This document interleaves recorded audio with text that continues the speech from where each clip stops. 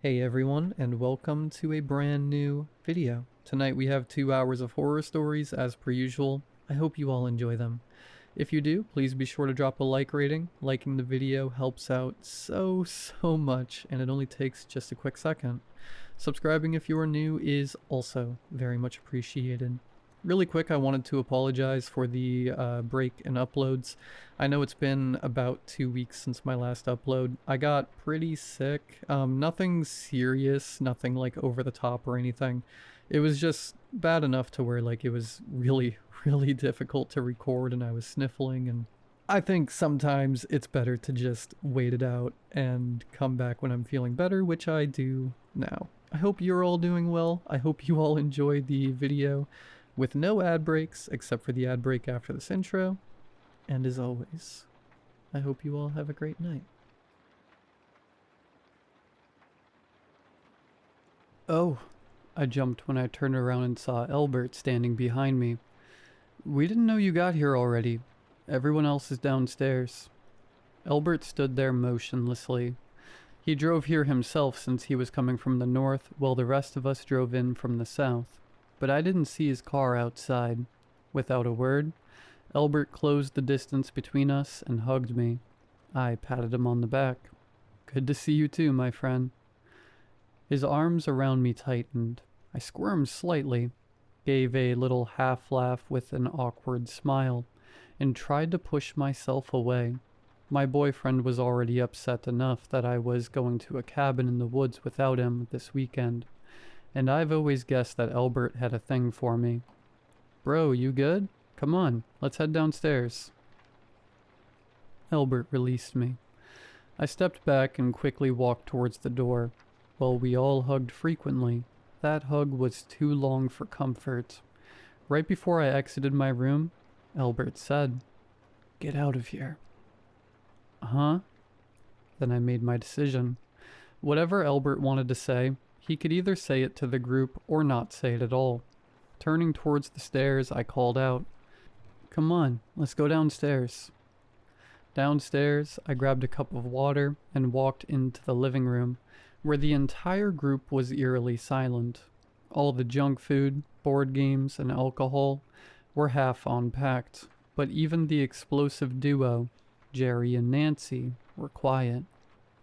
I grabbed a big bag of chips, tore it open, and interrupted the silence. "Guys, what's the prank?" Alex said, "Albert's dead." I spat out my water, directly into the bag of chips I opened. What? Let's not say that about anyone.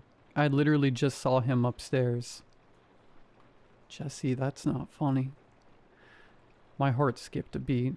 I'd never heard Jerry sound so serious or angry. I wanted to insist. The way the group glared at me made me shut up.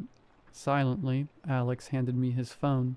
Alex got a text from Albert's mom, saying that she knew he was heading to hang out with us at a cabin for the weekend, but he got T-boned by a truck about an hour into his drive. Instantly dead. She didn't say anything else, just sent a picture of the wreck. While I was processing the new information and reconciling with what I just saw upstairs, Nancy said, "Maybe we drive north to his house." Albert's house was about 4 hours north of here. "I'm too tired to drive again," said Jerry. He poured himself an entire plastic cup of whiskey and chugged it. His voice was hoarse when he spoke again. "Don't make a difference anyway. Maybe if we pray hard enough he'll show up." That was Nelson. When he saw that most of us gave him dirty looks, he threw up his hands. "Look, I know you guys aren't religious, but there's a chance that this is just a prank, right? Like Jesse said, a prank. Albert stole his mom's phone, and then he shows up and scares us all." I wanted to nod in agreement, but Albert wasn't the kind of person who'd prank us. He was always the first person to stay back and take care of someone. The kind of person who'd give a kidney to a stranger. Nancy said, "Nelson, shut up." Not getting any signal anymore. Alex, who was on his phone the whole time, looked up. You guys got any signal? Maybe we can call Albert or his mom. We all shook our head. It could be a prank, right? That was me. Upstairs, Albert had his arms wrapped so tightly around me that I felt skeptical, and I distinctively remember inserting a bro for more emotional distance. I'm not kidding. I saw him upstairs. He hugged me. You probably even heard me talking to him from the stairs. Y'all are sick in the head. Nancy stood up with so much force that her stool fell to the ground behind her. Prank? We hear that Albert's dead, from his mom, and y'all think it's just a prank. You think his mom would joke about that? Hi guys, my son is dead. Car accident. Haha, funny. And you, Jesse, nobody's in the house except the 6 of us. We checked the whole house first thing, and the only entrance is right here. So stop messing with us. Nancy stormed off. Nelson gave me a weird look. She's right, Jess. Carrying my bag in winded me up, so I've been here since we entered. Nobody entered or left the house. Let's just chill, alright? Said Jerry. He was on his 3rd full cup of whiskey. Chill, sleep, and we drive north first thing tomorrow. Yeah, let's chill. Cassie and Alex huddled in one of the couches, while I sprawled on the other. I had my Kindle open, but I'd been reading the same sentence for the last hour. Nobody had signal. We'd purposely picked a cabin without Wi-Fi, and nobody knew how to act without more information. There'd been a couple of, do you really think? But it never got further than that. Nelson's voice broke the silence. Guys, Nancy's been hogging the bathroom for an hour and won't answer to knocks. Nelson had his pajamas tucked under his arms and a toothbrush in his hands.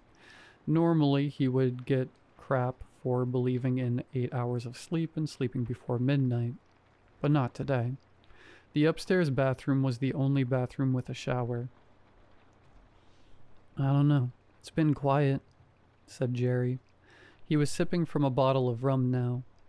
It's probably hitting her hard, said Cassie. I'll check up on her.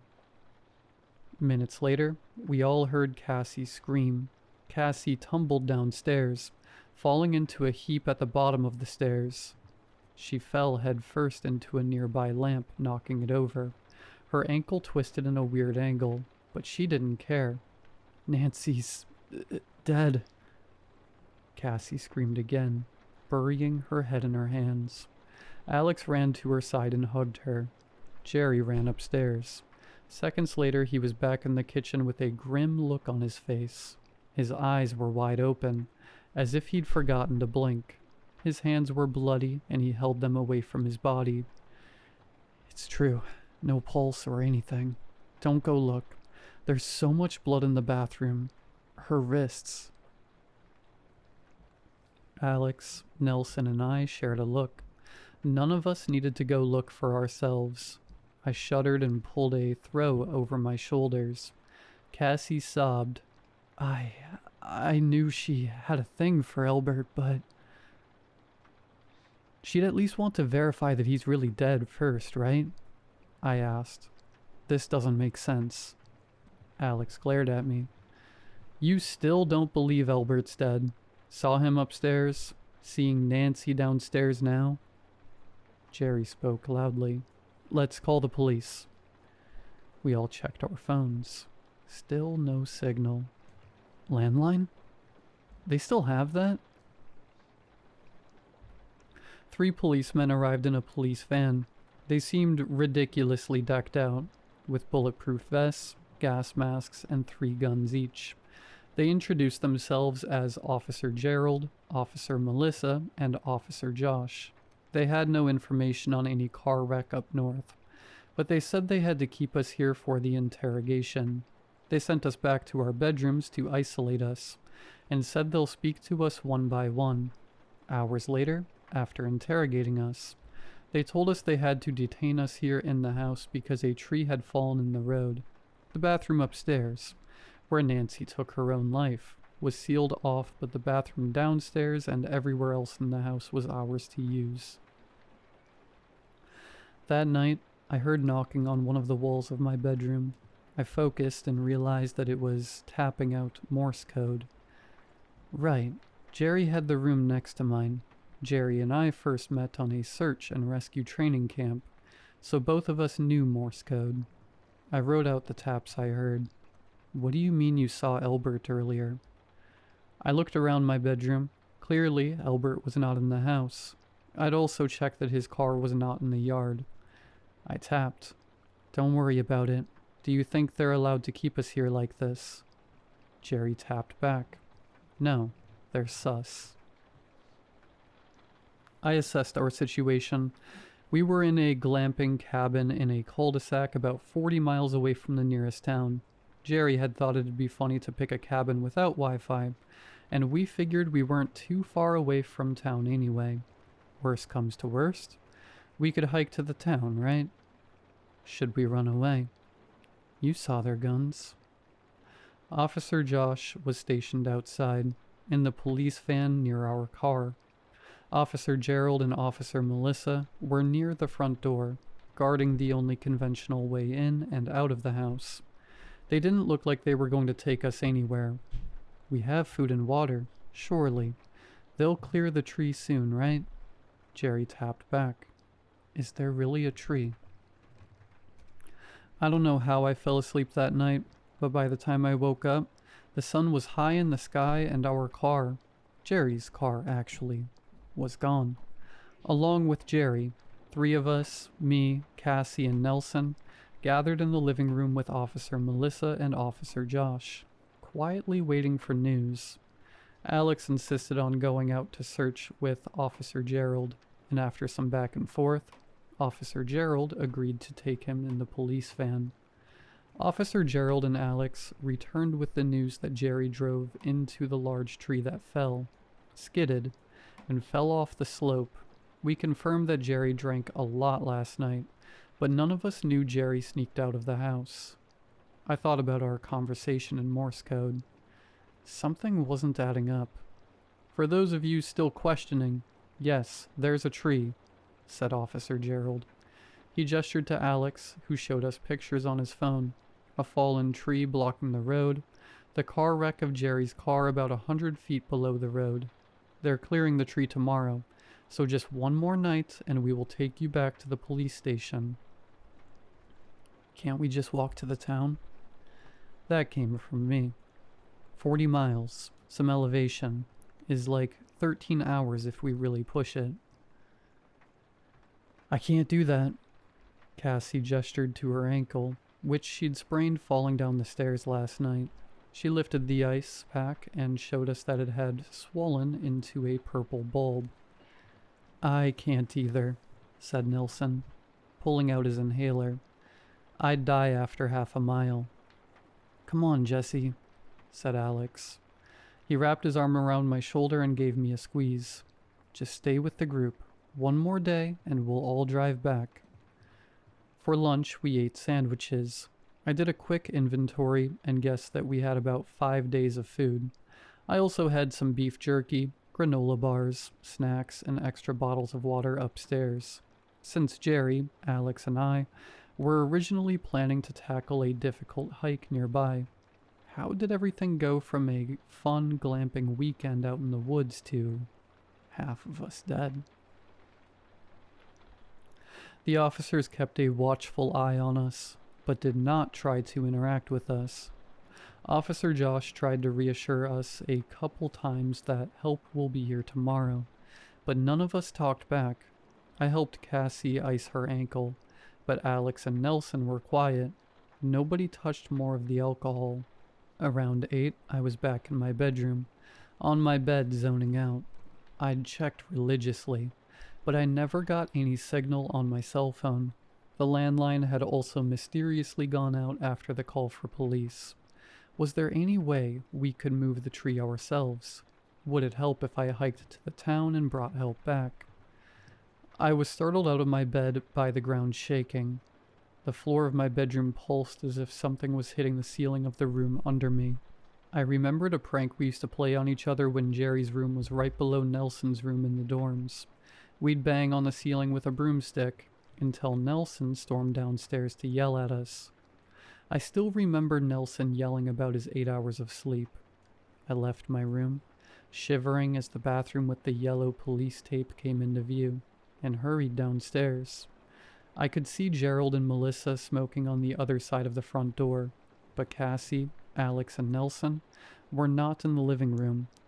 Even now, I could hear the banging from the kitchen. Rolling my eyes, I headed over and flipped on the kitchen light, hoping to catch the culprit in action. "Yo, what are you doing?" I screamed. Nelson's body flopped on the floor, but, judging by the amount of blood and brain splattered, it was obvious that his head had been mashed against the ceiling. Something had lifted Nelson's body all the way up to the 10-feet ceiling and banged his head against the ceiling multiple times. No human could have committed that murder. Even the police didn't try to question us. "Something's wrong with this house." It was Cassie who spoke first. Alex had his arms around her, and she was visibly shaking. "We have to get out of here immediately." "The tree," said Officer Gerald, now that he was done smoking. His gas mask with night vision goggles was back on his face. His fingers were white around the handle of his rifle. He gestured to all of us. "We can hike the road to town." "I'd do it," I immediately said. I glanced at the clock. 1 a.m. "I'll take my bag and walk to town, starting right now." "Jesse," Alex snapped at me. "Cassie can't walk. What are you going to do? Leave her here alone with 3 dead bodies?" "She can use a branch, or use Jerry's hiking sticks," I snapped back. Ignoring how everyone winced at the mention of Jerry's name, I turned to Cassie. "Do you want to stay here with 3 dead bodies and some force that can mash our heads into the ceiling? Or do you want a messed up ankle?" "I'll go," Cassie gasped. Suddenly her hand flew to her throat and her eyes rolled to the back of her head. Alex caught her and they both slid to the ground. Officer Melissa headed over, opening the visor of her helmet to check on Cassie. I'd noticed that Officer Gerald and Officer Josh immediately trained their guns on Cassie when she gasped. "She's knocked out," said Officer Melissa. She shot a worried look over to Officer Gerald. "Just fainted." "There's something wrong with the house for sure. I didn't feel like I was in immediate danger, but who can predict how volatile the mysterious killing force was? I easily trusted myself to walk for the next 15 hours until I reached the town. But could I just leave my last 2 remaining friends here?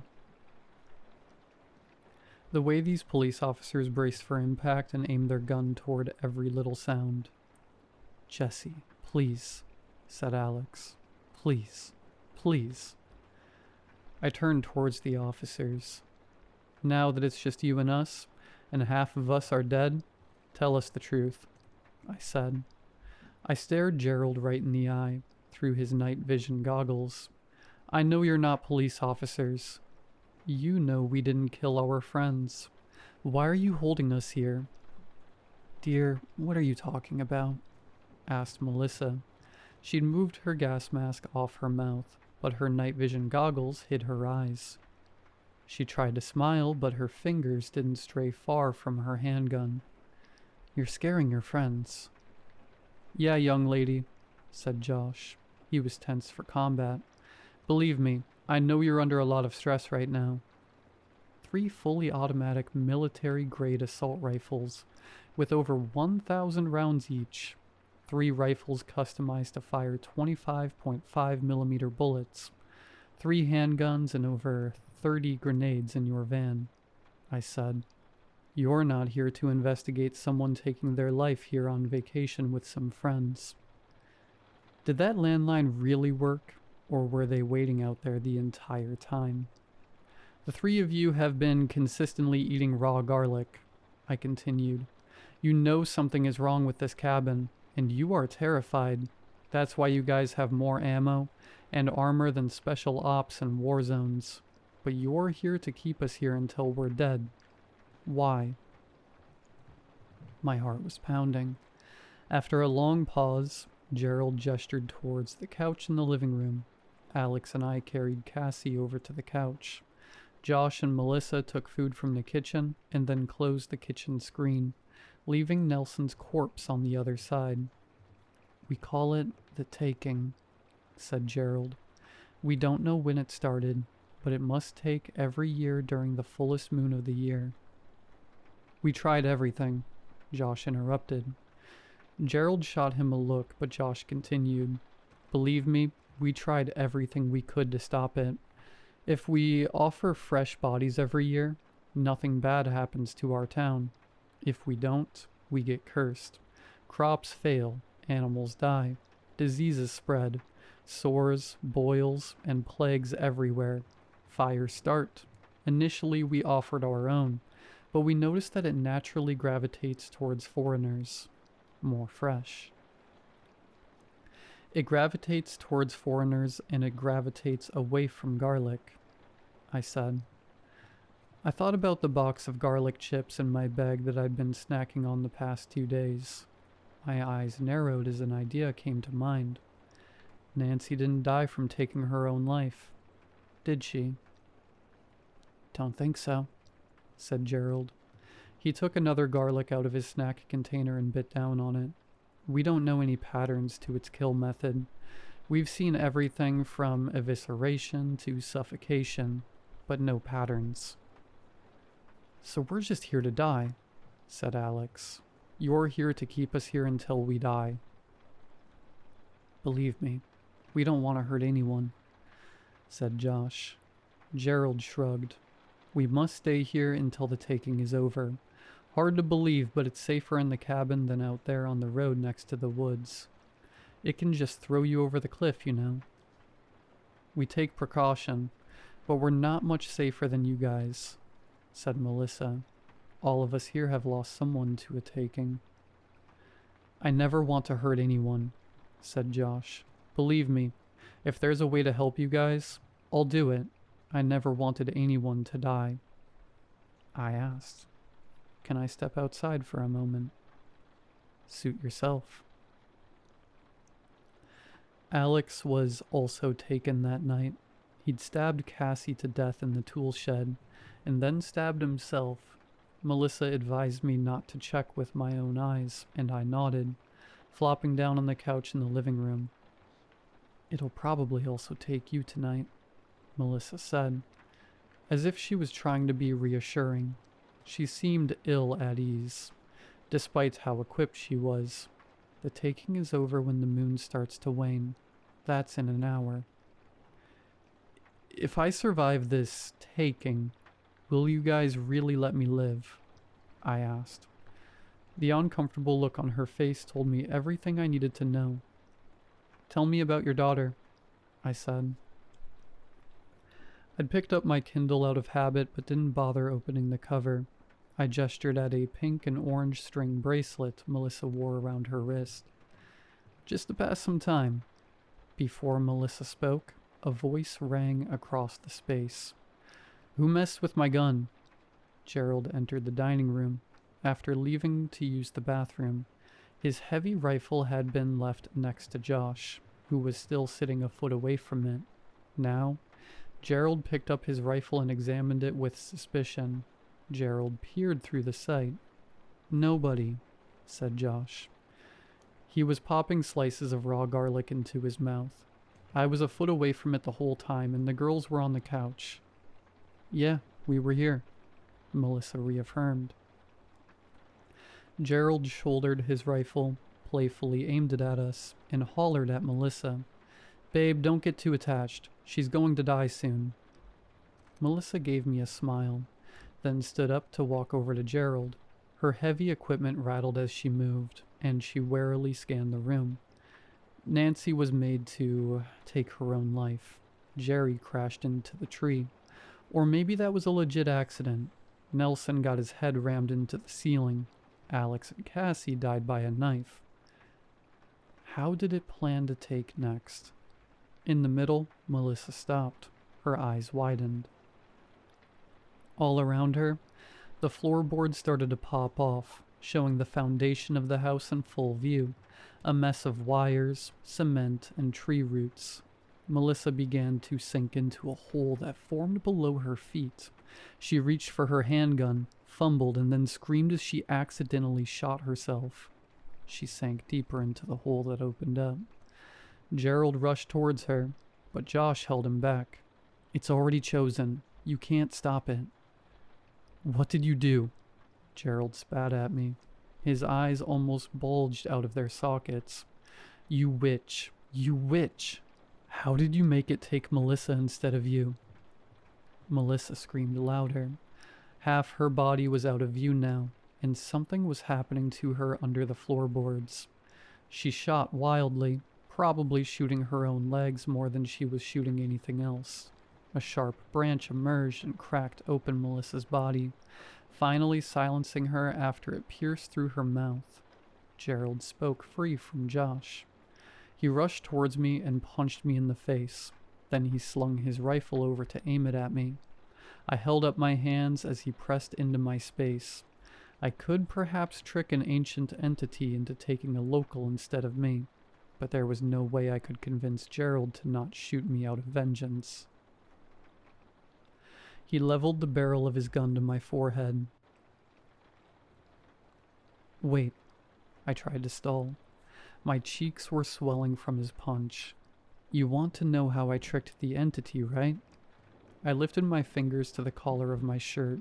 Slowly as I could, I began to unbutton my shirt.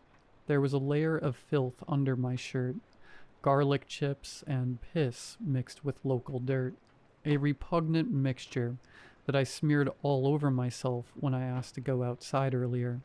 I was probably going to get some skin infections, but it made me too dirty for the entity. "You said it preferred foreigners because foreigners were fresher." I also learned something else. I fibbed. My mind raced.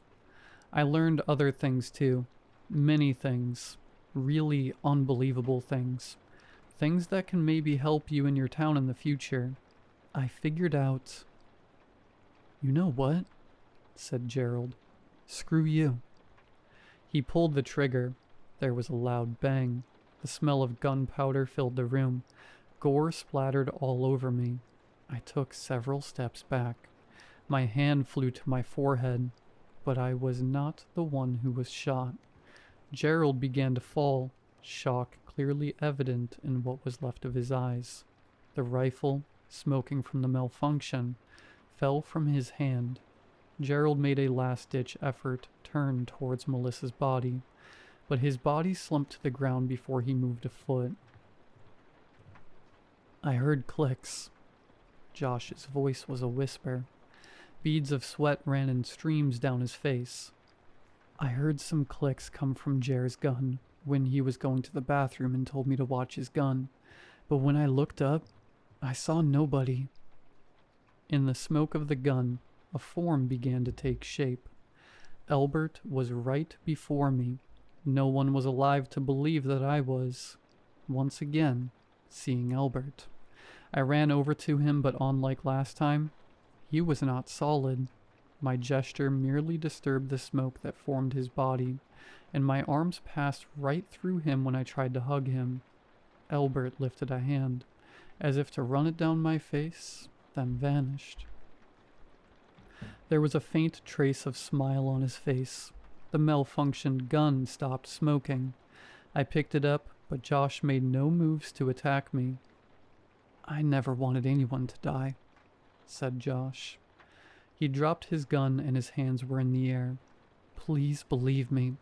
It took my parents when I was a kid, but I have kids now. I have 3 kids and a wife." I said coldly, "Let me go." "Yeah, go. The road will unblock itself after the taking. Look, I never wanted anyone to die. Please believe me. I never wanted to hurt anyone." I looked outside. The sun was starting to crawl from behind the horizon, and the moon was waning. The taking, whatever it was over. The filth was starting to make my skin itchy. I thought about how Nancy's rotting corpse occupied the only bathroom with a shower. Should I take a shower first? Or should I just get the hell out of here?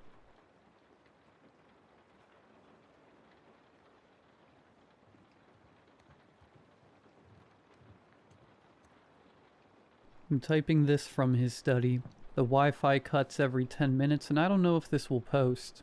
If you're reading this, I need you to know my name and where I am, in case I don't make it out tonight. His name is Mark. Dating app 2 years ago. I was in Brooklyn. He was somewhere in the French countryside west of Paris. Sunset over a stone wall in his profile pic. Glass of wine and... I don't know. There was something lonely about him. I recognized it. I swiped right. He messaged first. We FaceTimed every night for 2 years. Every single night. Copper pots behind him. Dusk through the kitchen window. He looked like an ad for the life I wanted. He'd remember things I mentioned once. At 11 p.m. on a Tuesday. And bring them up weeks later with the date memorized. I thought that meant he loved me. I need to tell you about me so you understand why he chose me. I'm 28, half Cape Verdean, half American. Grew up behind a wall in Riyadh. 30 identical houses, 30 identical lawns. Boarding school in Geneva at 13. College in New York. I speak 3 languages and none of them sound like me. My whole life I've been whoever the room needed. The closeted kid in Saudi. The fluent fraud in Geneva. The guy eating cereal for dinner in an apartment he can't afford. Alone. Mark saw through all of it, or I thought he did. He'd say, "Tell me something nobody knows," and then just sit there on the screen, not reacting, not performing back to me, and I'd end up telling him things I'd never said out loud. About my father, about David, the boy I loved at 16 who I couldn't tell anyone about because of where we lived.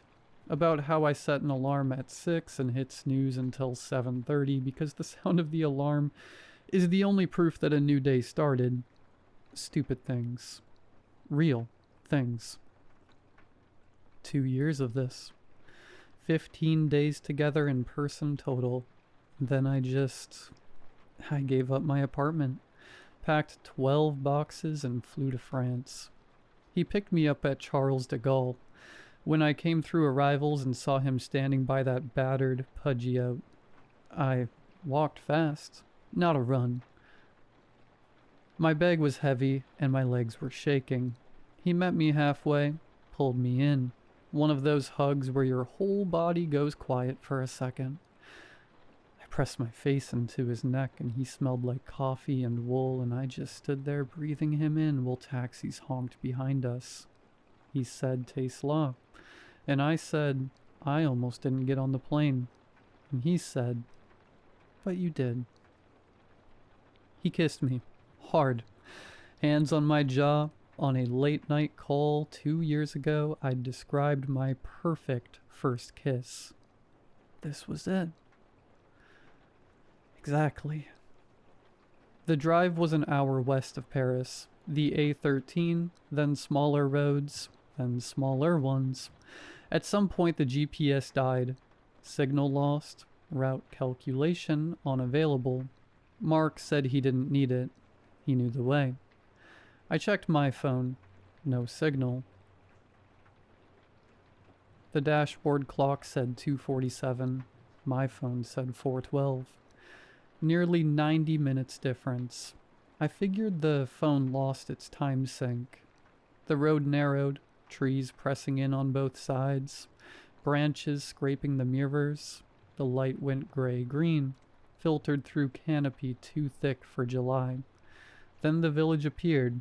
1 second trees, the next second stone, like it had been waiting. Rapilli, 60 buildings, maybe 70. Dark granite, half-timbered facades, slate roofs. Flower boxes on every window, every flower the exact same shade of pink. A fountain, a church tower, mist in the lanes. It was beautiful. It was silent, not quiet, nothing. No children, no dogs, no radio, no wind. I could hear the car's engine cooling. I could hear the fountain. That was it. Mark said, "That's what's special about it," and drove to his house on the eastern edge where the buildings end and the forest begins. The house was beautiful too. Old stone, thick walls. Inside it smelled like bread and lavender and something underneath. Wet stone, something underneath the wet stone. I'm not going to describe every room because I don't have time, but you need to know about the photographs. On the mantle, Mark hiking, Mark cooking, Mark on a mountain ridge at sunset. Every photo, just Mark. Self-timer, he said. Tripod. When you live alone long enough, you learn to document yourself. I picked up the mountain photo. The shadows on his face were wrong, falling from the left, but the sun was setting on the right, and in the corner, barely visible, a second set of footprints in the snow leading to where Mark stands. No footprints leading away. He showed me the bedroom, low ceiling, white linen. The pillow on my side, left side, my preferred side, was already dented, like someone had been sleeping there. In my shape. Home, he whispered into my hair. His hand was on the back of my neck. You're home now. When he touched my face, his hand was cool. Not cold, but not warm either. Like touching a wall. I leaned into it anyway. That first night he asked me about my day. The flights, the terminal, everything. The gate agent almost made me miss it, I said. Tell me about her, he said. He was sitting close enough that I could feel his breath. I want to know everything about today. Everything. So I did, and every time I stopped, he'd ask something that pulled me back in. Not, how did that feel, but what did the tarmac smell like, and what was the exact sound of the boarding announcement? I talked for an hour. He just sat there the whole time, not moving, watching me like I was the most interesting thing he'd ever seen. While I talked, his eyes changed. His pupils got huge. Not from the light. They opened with my voice, black swallowing the brown. When I stopped talking, they shrank back. When I started again, they opened, like breathing. After I fell asleep, I half woke up and felt his hand in my hair. Same strokes, same pressure, over and over, exactly the same each time. A loop. I put my hand on his chest. It rose and fell perfectly, but there was no heartbeat, just a vibration. The hum of something running on the walls, the sound a refrigerator makes, the sound of machinery. I told myself I was tired, jet lag, new bed. You tell yourself whatever you have to at 3 a.m. when the other option is getting up and leaving and having nowhere to go. Later that week, I woke up at 4 a.m. Mark was on his back, eyes wide open, fixed on the ceiling, unblinking. His lips were twitching, fast, making shapes that weren't words in any language I know. This low sound coming out of him, almost static, but shaped, like syllables. I touched his shoulder and he snapped awake. Not gradually, not with the confusion of sleep. Instant. A smile assembled itself on his face. Can't sleep? He said.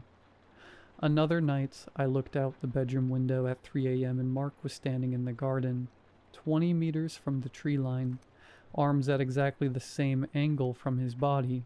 A moth landed on his forearm, crawled up to his face. Over his eye, he didn't blink. Then his head started to rotate toward the window. Just his head. Shoulders didn't move. 20 degrees. 30. Past where a neck should bend. When it faced me, it was still smiling. I hit the light switch, looked back. Gone. A perfect circle of dead grass where he'd been standing. The bedroom door opened behind me. Mark. Pajamas. Glass of water. Hair mussed. He couldn't have gotten there that fast. "You were outside," I said. "In the garden. Your head was—" "I was in the kitchen." His voice was soft, concerned. "I couldn't sleep. You were sleeping so beautifully I didn't want to wake you." He stepped closer. "Why would I go outside, in the dark, when you're here?" And it sounded right. It sounded so right that I almost started crying because what if I imagined it? What if I was already losing my mind? He touched my face. Cool hand. "Let's go back to bed." I can hear him moving around downstairs. The roads loop. I went for a walk on day 3. Past the fountain, past the bakery, past the church. Out the southern road. 20 minutes. The road curves, the trees thin. Open sky, then rooftops. A church tower. The village square. I was back. I'd walked in a straight line. I tried again. Marked a tree with a scratch from a rock. Walked 15 minutes the other way. Open sky ahead, and then I emerged into the square. My scratch was on a tree at the edge of the square. The forest had moved. I told Mark. He smiled. "The roads know where they go," he said. He put a plate in front of me. "Every path leads home." The village isn't on any map. I searched from the study. 1 bar of Wi-Fi. Typed Rapilli Commune Calvados and got a census page. Population 44. Okay. Tried Rapilli Village, France. Nothing. Rapilli Calvados. Directions. Nothing. Page loads. Sits there. Times out. I tried BBC. Loaded fine. Read it. Fine. Anything about this place specifically just stops. "We're not on the map," Mark said. "It's ours. Our own world." The villagers smile. All of them. The same smile. Same crinkle at the eyes. Same slight part of the lips. The old man on the bench. The woman sweeping her doorstep. The baker. Like they all learned from the same photograph. One morning I watched a fly land on the baker's eye. It crawled across his iris. He didn't blink. He was still smiling at the closed door after I left. I went for a walk one night at 2 a.m. because I couldn't sleep. The square was empty. Every window dark. Every door closed. And then at dawn, they were simply there. Between 1 second and the next. The old man on the bench. The woman mid-sweep. Like a game loading from a saved state. Mark threw me a dinner party. The 4 guests arrived at the exact same moment, walking in unison, footsteps hitting the cobblestones in rhythm. One of them ate dessert. I watched his jaw work as he raised the fork, but when his mouth opened for the next bite, the previous one was still there. Unchewed, dry. Every embrace at the door was the same duration. 3 seconds. I counted. One more thing about the dinner. When one of the guests, Pierre, asked me, "What are you afraid of?" the table went still. All 4 of them turned their heads toward me. Not all at once. In sequence. Their smiles didn't change. I found Mark's laptop one day while he was out. Empty. No files. No folders. No browser history. It had never been connected to the internet. It was a prop. The whole room was a prop. In the bottom drawer of his desk, I found a pencil drawing. A man's face with sharp cheekbones and dark eyes. Under it, in tight handwriting, Thomas, first attempt, 1878. The journals. I have to tell you about the journals. Wi-Fi dropped again. My hands won't stop shaking. Attic. Cardboard box. Soft with damp. Dozens of notebooks. All Mark's handwriting. The first page. Subject: E. Marsh. Preliminary observations. That's me. E presents as anxious avoidant with strong people-pleasing tendencies. Third culture kid profile: Cape Verdean, American raised in Riyadh, Geneva, Brooklyn. Adaptive personality architecture across all three. He becomes what each environment requires. This makes him exceptionally responsive to sustained attention and active listening. He is not accustomed to being the focus. Dietary: coffee black, 1 sugar. Comfort foods: rice and beans. Mothers: grilled cheese, childhood. Aversion to raw tomato, textural. Sleep patterns: left side dominant. Deep sleep begins approximately 45 minutes after closing eyes. During deep sleep, he is unreachable. Psychological profile: primary wound. First romantic attachment at 16. Male. Name: David K. Relationship concealed due to environment: Riyadh. He believes love requires hiding. He will tolerate extraordinary dysfunction in exchange for the feeling of being fully known. Leverage point. Attraction profile: responsive to competence, domesticity, and focused attention. Physical type: broader build, dark features. Manual confidence. Note: deep body shame. Will interpret physical acceptance as proof of love. Exploits. The notes go back years, before we matched, before we ever spoke. Printed screenshots of my Instagram annotated in red ink. My walking route time-stamped. He knew my coffee order, my thread count. He ordered the lavender soap from Bayou because I mentioned once at 11:22 p.m. on November 14th that I liked lavender. Every single detail I thought I was sharing for the first time, he already had in a notebook. He didn't remember because he loved me. He remembered because he was studying me. Every FaceTime call was data collection, and I just sat there in my underwear in my unmade bed, giving him everything because nobody had ever bothered to ask. I broke into the basement that night. The padlock was new, brass against ancient wood. 3 strikes with a hammer wrapped in a towel. Stone steps. Narrow. The air changed with each step down. Got thick. Warm. Body temperature warm. It tasted like iron and dirt and something sweet I didn't want to think about. The basement is larger than the house above it. The beams aren't wood. They branch and join like roots, like veins. When I pressed my hand against one, it was warm. Moving. Barely. On the far wall, carvings. Older than the house by millennia. Humanoid figures. Surrounding a central image. A large circle containing a smaller circle. Tendrils extending in every direction.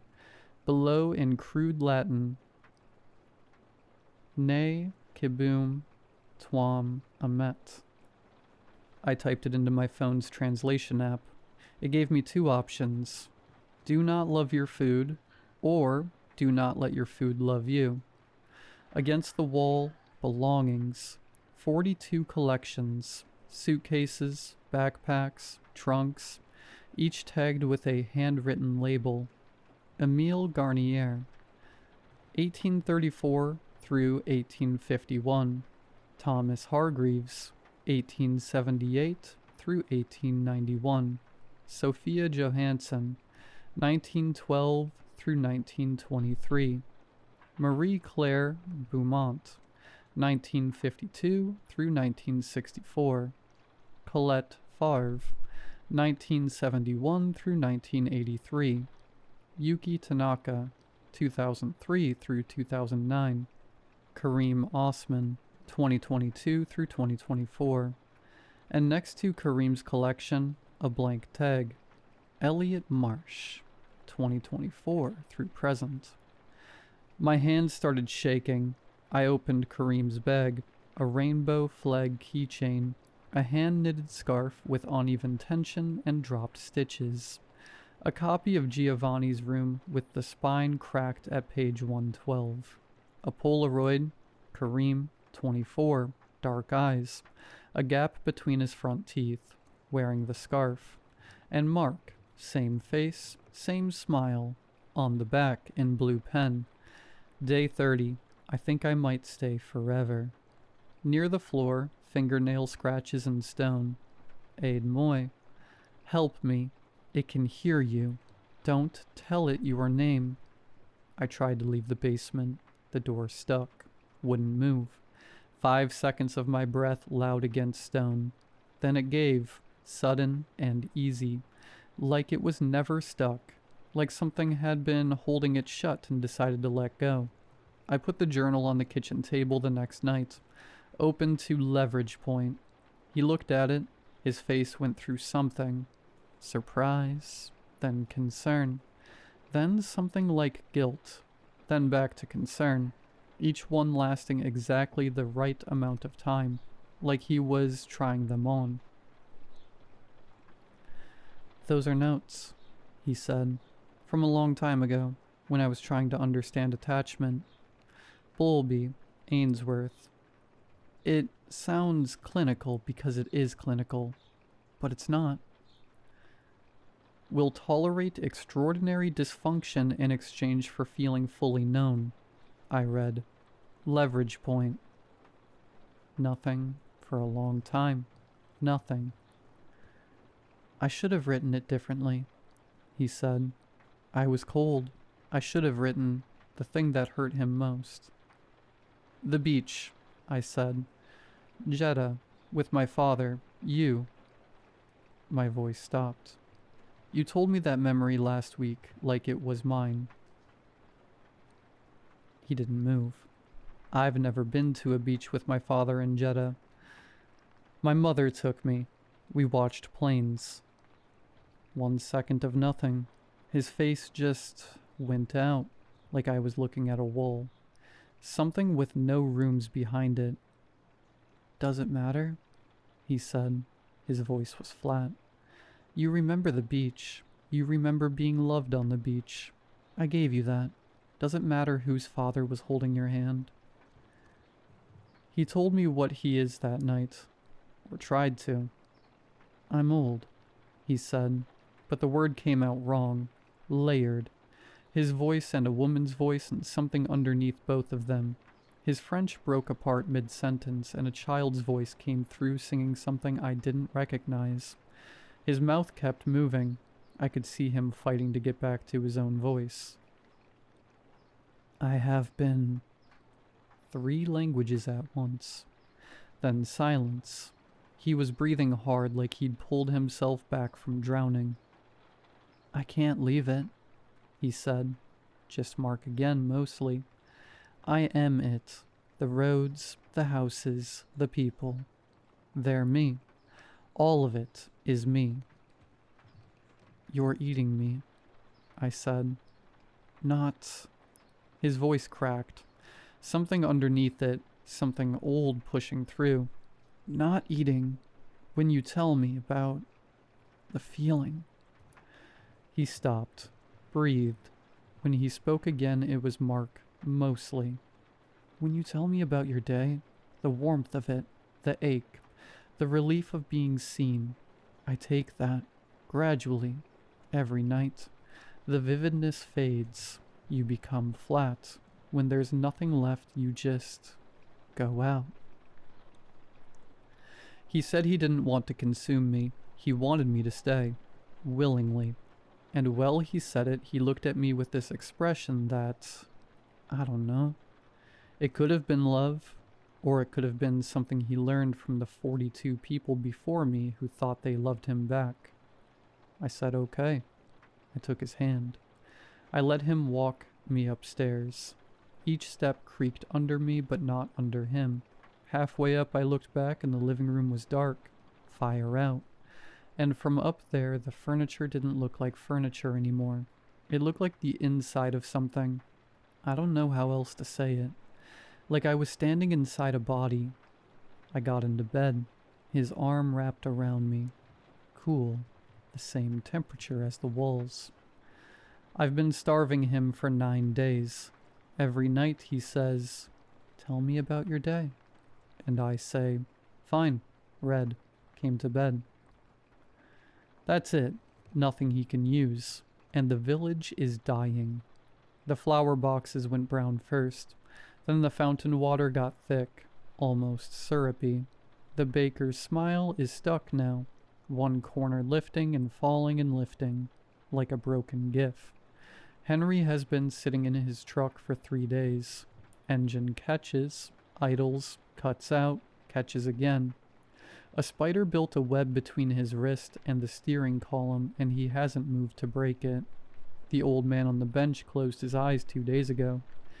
Hasn't opened them, but the smile is still there, smiling with nothing behind it. He told me he is the village. I didn't get what that meant until I watched it starve with him. The baker, Henry, the old man. They're not people, they're his fingers. And I'm watching them go numb one by one. He can't leave this place to find someone else. He can't make me talk. He has to be loved into it. That's all he knows how to do. So the only weapon I have is not loving him back. I had a memory yesterday. My apartment in Brooklyn, eating cereal, waiting for Mark to call. I could see it perfectly. The bowl, the counter, the way my phone screen would light up. But I couldn't feel any of it. That flutter you get when someone's about to call, and you know they're going to ask about your day and actually want the answer. Gone. I can picture the room, but the feeling's been scooped out of it. I can describe it, but I can't be in it anymore. 2 days ago, I looked in the bathroom mirror while brushing my teeth, and my reflection lagged. Just for a second, my mouth moved and the mirror followed. A half beat later, like a bad FaceTime connection. I blinked. It synced back up. I told myself it was exhaustion. Then this morning I looked in the mirror and my reflection glitched. One frame, less than a second. Kareem's face, dark eyes, gap between the teeth. Then mine again. I gripped the sink until my knuckles went white. Day 6, I found a woman sitting in the cemetery behind the church. Colette. She was the only one in the village who didn't smile. Her tag in the basement said 1971 through 1983. 12 years. She got out. I don't know how or why she came back. She told me the roads open when the entity breaks. Between 3 and 5 in the morning, when the village sleeps. Take nothing. Walk. Don't stop. "Why did you come back?" I asked. She looked at the church tower. "My daughter came after me. She's still here." That was all she said about it. "Some of the feelings will come back," she said. "Not all. Never all." I asked her how many feelings came back. "Enough to get through the day," she said. "Not enough to want to." I'm going to try tonight. 3 a.m. The Southern Road. I have my passport in my back pocket. No bag. Nothing that belonged to this house. Mark is downstairs. I can hear him in the kitchen, but he hasn't cooked in days. There's nothing to cook. There's a bowl in the fridge with something gray in it. Blue veins running through. The wine went to vinegar. The bread tastes like nothing. He keeps asking me to talk. Not the ritual, just anything. He's not performing anymore. He's starving. Part of me wants to go down there. I got as far as the study door, hand on the knob. I could hear him in the kitchen opening the fridge, the hum of nothing inside it. "Tell me something," he called up, just his voice. "Please, anything. The bird you watched this morning, the sky, anything." His voice cracked on the please, not fake, really cracking. I opened the door. I was on the first step before I stopped myself because I remember what it felt like to have someone's full attention, to be asked about my day by someone who actually wanted the answer. And I knew if I sat at that table and told him about the bird, the 3 notes it sang, I wasn't getting back up. Just like Kareem. Just like Colette's daughter. I went back to the study, closed the door. Downstairs, Mark stopped moving. I know it was fake. I know he's been doing this for 200 years, but my body doesn't care. My stupid, lonely body felt it, and it doesn't care that the thing feeling it back wasn't human. I don't know if the roads will open tonight. I don't know if there's enough of me left to walk them. Wi-Fi just flickered. I'm going to type fast. If this posts, if the connection holds, then someone knows my name is Elliot Marsh. I'm in a village called Rapilly, somewhere west of Paris, and a man named Mark is going to ask me about my day one more time. I'm not going to answer. Wait, he's coming up the stairs. I can hear them creaking, slowly, one at a time. He's outside the study door. I can see the shadow in the gap underneath. It's not moving, just standing there. He's whispering in my voice. The night I told him about David played back through the door. I've never told anyone that before. I've never told anyone that before. I've never told anyone that before. On a loop. If I don't post again, check the basement. Look for the bag with my name on it. There won't be much inside.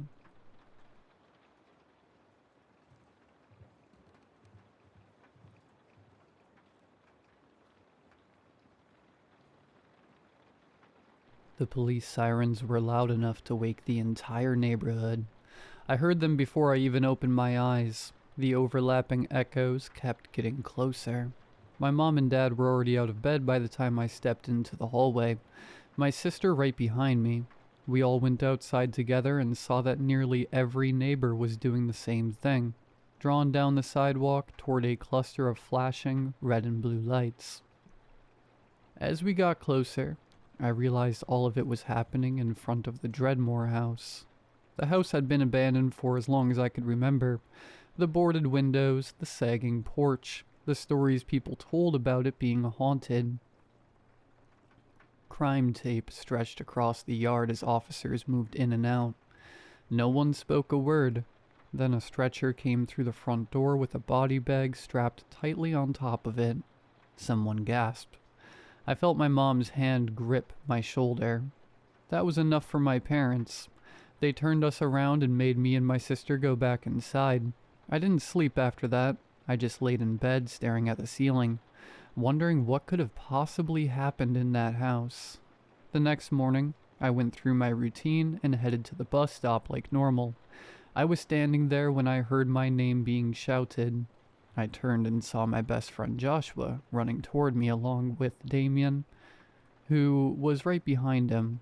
They were both out of breath, talking over each other so fast I couldn't understand a word. I told them to slow down. Joshua finally blurted it out.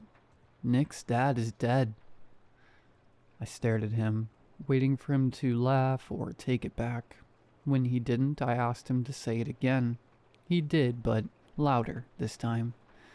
Damien jumped in, explaining that someone had called the police the night before about screams coming from the Dreadmore house. Nick's dad, who was already working patrol, had gone inside to check it out. According to rumors, he just died. No explanation or struggle. He just collapsed. The bus showed up before any of us could say anything else, and when we stepped on, we noticed Nick wasn't on it. He wasn't at school either. Days passed, then weeks eventually. Missing person flyers with Nick's face started appearing on light poles, strip malls, bus stops, just about everywhere you can think of. I saw his mom out there almost every day, stapling them up for hours. Police cars even started stopping by her house regularly. One night I overheard my mom telling my dad that Nick's mom had started showing up to work drunk and getting sent home early. Then came the night that started it all. I couldn't sleep, so I got out of bed and pulled my telescope toward the window. aiming it at the moon like I'd done 100 times before. But when I opened the curtains, I noticed movement on the street. I adjusted the lens and felt my chest tighten. It was Nick's mom. She was walking slowly like she wasn't fully awake. I followed her with the telescope as she moved down the block. She was heading straight for the Dreadmore house. I watched as she reached the porch and lifted her hand toward the doorknob. Then she stopped for a second. Everything was still. Then her head turned slowly. Too slowly. She looked straight at my window. My breath caught in my throat as I adjusted the focus. Her face filled the lens, and her skin was pale in a way that didn't look human anymore. It was stretched tight like all the blood had been drained out of it. Her eyes were the worst part, though, as they sunk deep into her face, completely black, not reflecting a single trace of light. She just stared with her mouth hung slightly open, as if she was trying to remember how to speak. I dropped the telescope and stumbled backward, screaming. My parents came rushing into my room, my mom flipping on the lights while my dad stood in the doorway, already annoyed. "What's going on?" my mom asked. "Why are you screaming?" I was shaking as I tried to explain, words tumbling over each other. I told them about the telescope, about Nick's mom and her face, the way she looked right at me. My dad sighed before I even finished. "You were half asleep," he said. "You probably dreamed it." "I wasn't asleep," I said. "I was wide awake. I saw her." My mom exchanged a look with him. "You've been hearing a lot of scary things lately," she said gently. "With Nick and his dad, your mind is filling in gaps." "I know what I saw," I said, my voice cracking. "That's enough," my dad said. "Go back to bed." The light flicked off and they left. I lay there in the dark, wishing I hadn't looked through that telescope at all. The next day, I went to Joshua's house and told him and Damien everything. We sat on the floor in his room with the door shut, like we were planning something illegal. Damien laughed after I finished explaining. "So you're saying she turned into a ghost now?" he said. "Come on." "She didn't look normal," I said. "I'm telling you, something's wrong." Joshua didn't laugh. He just sat there, quiet, staring at the carpet. He knew me too well to think I'd make something like that up. Damien rolled his eyes and suggested we should go and investigate ourselves. "No," Joshua and I said at the same time. Later that day, we went outside to walk the neighborhood and saw police cars parked in front of Nick's mom's house. Damien asked one of the officers what was going on, but the cop brushed him off. As we walked away, we heard another officer say, "Her coworkers say she didn't show up this morning." I stopped walking. My heart pounded as I turned to them. "I told you," I said quietly. We ran back to Joshua's house and talked it over. If she went to the Dreadmore house, and Nick was missing too, then maybe that's where he is. "We should tell our parents," Damien said. So we did. They asked a lot of questions, but none of them sounded worried, just confused or annoyed. My parents were more upset that I'd been awake late than anything else. Later that night, lying awake in Joshua's room, I finally said what I'd been thinking all day. "No one's going to help," I said. "If Nick's still alive, he needs us." Joshua sat up in his sleeping bag. "You're talking about going inside that house." "I know," I said. "I don't want to, but we can't just do nothing." Damien didn't say anything at first. He stared at the wall, jaw clenched. Then he nodded. Joshua looked at him, then at me. "Let's do it," they both said. And that was the moment I would soon regret. After Joshua's parents finally fell asleep, we quietly got dressed, grabbed our flashlights, and climbed out his bedroom window. We dropped into the bushes below, branches snapping and scratching at our arms as we landed. None of us laughed, None of us spoke. We moved quickly, cutting through backyards and hopping fences until we reached Wicked Lane. The Dreadmore house waited at the end of the street. We approached the house and stood there for a moment, staring at it. The house looked bigger than usual, like it was leaning forward, watching us. "Maybe this wasn't the best idea," Damien whispered. "We should head back." Before I could answer, Joshua shook his head. "No," he said. "We're going inside. We're finding Nick and his mom." "But what if they're dead?" Damien asked. Joshua swallowed. "Then at least we'll know," he said, "and we'll tell the police where to find them." He stepped onto the porch. We followed. The front door was already slightly open, so Joshua pushed it and it creaked open. We were greeted with darkness until we turned on our flashlights and stepped into a living room frozen in time with old furniture from the 50s or 60s. Thick dust coating everything, cobwebs hanging in the corners. My light drifted upward and stopped on a large portrait above the fireplace. In the painting was a family of 5. A mother, a father, and 3 children. Something about their eyes made my skin crawl because as I looked closely, I realized they didn't look painted. They looked aware. "This has to be the Dreadmores," I said. Joshua nodded. "You remember the story, right?" I asked him to tell it again. He said, "The family moved in decades ago after making a deal that was too good to be true. The real estate agent promised them the house for almost nothing. For weeks, everything seemed fine until the youngest daughter, Rebecca, started talking about the red door. Upstairs, at the end of a long hallway, was a single door painted red. No one could open it. The agent claimed it was just a storage space, but whispers came from behind it along with loud sounds of scratching. Soon, the family started seeing things and hearing voices. Eventually, paranoia set in. Then one night, they left everything behind and vanished." Joshua finished the story just as something shuffled above us. We froze. Slowly, we moved towards the staircase. Every step creaked under our weight. When we reached the top, we turned to our left and there it was, the red door. "Nick and his mom have to be behind that door," Damien whispered. None of us answered. We just slowly moved down the hallway with every step carrying an impending sense of doom. But we abruptly stopped as we started to smell smoke. I looked over the railing only to see the entire downstairs on fire. Flames climbed the walls, roaring upward.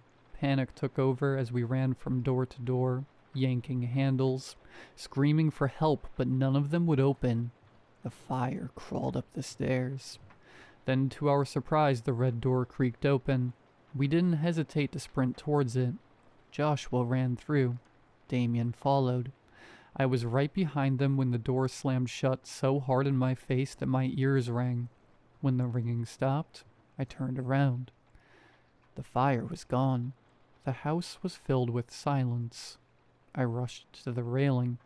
The downstairs was untouched. No flames, no smoke, no heat. Just darkness. Joshua and Damien were gone. I ran to the red door and yanked the knob. I pounded on it until my hand swelled, until my throat was raw from screaming eventually. All I could do was sit there and cry. The police would search the Dreadmore house from top to bottom after I told them everything. They said they never found a red door. They questioned me for hours, going over the same details again and again, trying to make sense of something they couldn't explain and something I couldn't prove. Months passed. Life kept moving, even though I felt stuck. Sometimes, late at night, I feel the urge to set up my telescope and aim it at the house. I tell myself it's a bad idea, that my imagination is looking for patterns that aren't there, but every time I look, I swear I see the same thing. 2 small figures standing in the window on the far left side of the house, watching me. So if you take anything from this story, whatever you do, never, Go inside anywhere you have no business being.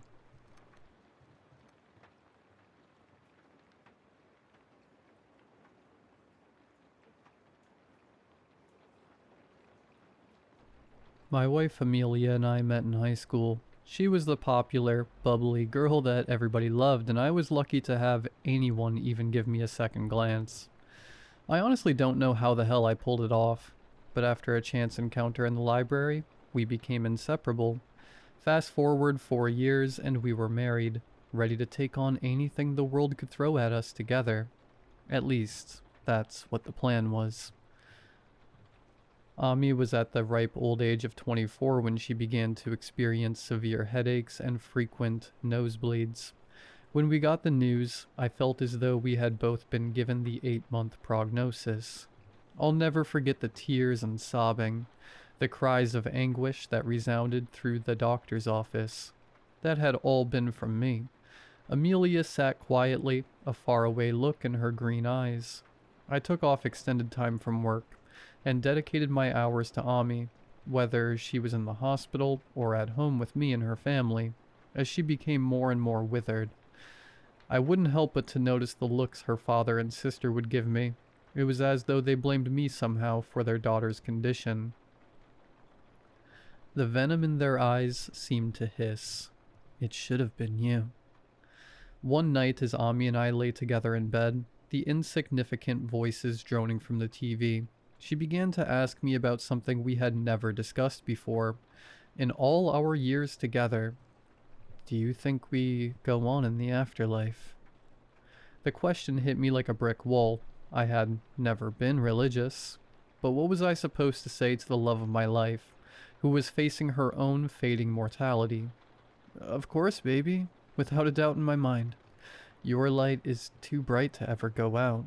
I believe that it'll shine forever. She had looked into my eyes after that, as if examining me for dishonesty. Thankfully, she did not detect it. Good. I'll be waiting for you. I'm sure it'll feel just like a few seconds or so. Time and suffering won't exist anymore. I should have let the conversation end, but playing up my lie even more, I said, I want you to send me a sign, Ami. Send me a signal of some sort that you're thriving. Whether it's that old Madonna song you like, or a canary out on the porch, singing its heart out. Anything. Anything so that I can think of you. Amelia had wound herself even tighter into me at that point, a sad smile on her face. I will. The doctors hadn't been quite right with their grim prediction. Amelia persisted for almost 10 months before that light of hers finally faded. I'm ashamed to say that, though I tried my damnedest to speak at her funeral, I broke down and couldn't do it. I was forced to sit and watch with red eyes as her family and friends told wonderful stories about the love of my life. My best friend, and I, her husband, had nothing to offer the congregation. Time seemed to slow down after she left me. My performance at work dipped. I began avoiding my own friends even more, and I picked up the bottle. There seemed to be a hole, deep and hollow, a black chasm that had formed deep within me, and it would never, ever be filled again. The first sign came 2 months after she had passed. I was sitting on my porch, drifting into sleep, the glass of whiskey in my hand slowly sliding out. There was a quick movement, and I jerked back to full consciousness. A white cat had darted out of nowhere, and was now sitting at the bottom step of my porch. I had a mind to shoo it away, but somehow my booze-addled brain was still able to recall the conversation that Ami and I had had all those eons ago. I sat forward, hardly believing it. The cat merely looked up at me with green eyes, and I could swear that it looked as though she was smiling. I began to smile myself, tears forming in my eyes. Then there was more movement. 2 coyotes sprung forward, faster than the cat had a chance to react. I, myself, fell to my knees, clumsily reaching out for her, but she had no chance. The 2 haggard animals ripped her apart. A flurry of white fur and red blood stabbed into my eyes and heart. The brief feeling of happiness that I had been snuffed out. One of the coyotes looked up at me, and this time there was no doubt. It was smiling. 2 weeks later, I had my old radio plugged in, listening to sad music. Yes, I have a phone and YouTube, but listening to the radio had always been something Ami and I had done. Going back to high school, I was again nearly asleep when I could hear Madonna's seductive voice over the airwaves. I could feel a sort of relief, though my cynicism wouldn't allow me to believe that this was actually my wife. It's just the radio. How many Madonna songs are played a day? I closed my eyes tight and turned over. But then suddenly there was a terrible static sound blaring from the radio. And amongst that static, what sounded like screams. Screams the likes of which I have never heard before, born from some place that should not exist. I sat up in bed, glancing at the old unit, but now there was only Madonna, singing a Spanish lullaby. I had to have been losing it. Either the liquor or the sadness it was supposed to be killing were finally getting to me. I had to do better for myself. For Amelia, I unplugged the radio, staggered down to the kitchen and poured out every single bottle of alcohol and can of beer in my kitchen. I had had enough. Ami wouldn't have wanted me to live like this, even if I didn't believe she was still out there somewhere, waiting for me. I went back to work with a new haircut, shave, and mindset. I was going to get back on track. My boss even complimented me during my shift, as I took phone calls from potential clients. I felt a lot better than I had in recent memory. 2 hours into my shift, I popped open a snack and drank some water to hydrate myself. As I answered my next call, I spat the water out as the low, scratchy voice whispered to me, "Life is terrible, but death is endless, my love." The voice wasn't Ami's. I fell over backwards in my chair, kicking over my keyboard and unplugging my headphones. I jumped up and looked at my phone, but the call had ended. There was no record of it when I attempted to do a redial. I've since bought more alcohol. Hell, even more than I had before. Whether I'm sitting on my porch, driving home, or even laying in a ball in my bed, I can't help but to notice the inherent cruelty in life, seemingly magnified twofold. But I asked for this. I did ask her to send me a sign, after all.